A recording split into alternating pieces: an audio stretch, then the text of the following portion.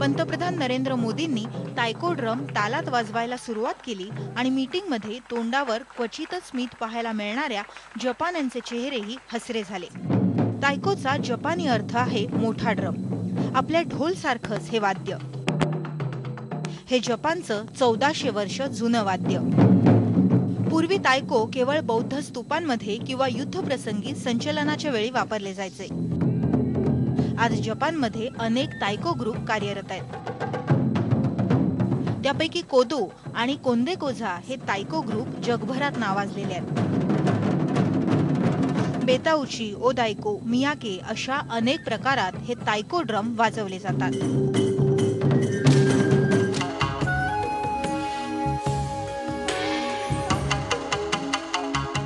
दौऱ्याच्या सुरुवातीलाच मोदींनी आणि जपानचे पंतप्रधान शिंझो आबे यांनी मिळून कोई माशांना खाणं घातलं. हा जपानमधला विशेष विधी आहे.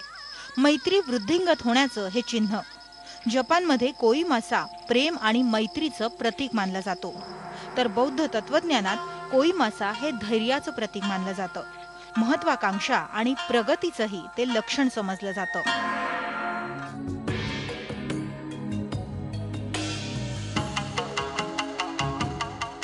तायको प्रमाणेच दुसरं जपानी वाद्य मोदींनी वाजवलं ते म्हणजे फुए.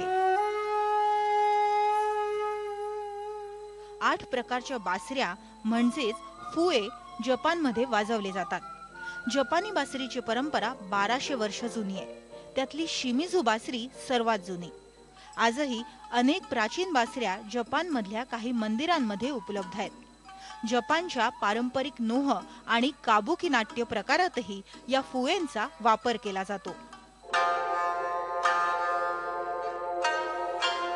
मोदींनी आणखी एका आणि जपानी लोकांसाठी महत्त्वाच्या मानल्या जाणाऱ्या टी सिरेमनीतही भाग घेतला. या टी सिरेमनीला चानोयू असंही म्हणतात. जपानीत ओचा म्हणजे चहा, तर चहापान सोहळ्यात वापरल्या जाणाऱ्या चहाला माच्चा असा विशिष्ट शब्द आहे.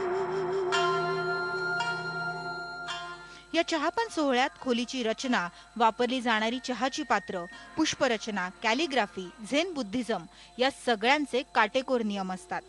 हा चहापान सोहळा ध्यानाचाच एक प्रकार समजला जातो. जपानमधला चहापान सोहळा हा कला आणि आध्यात्मिकतेचा संगम मानला जातो.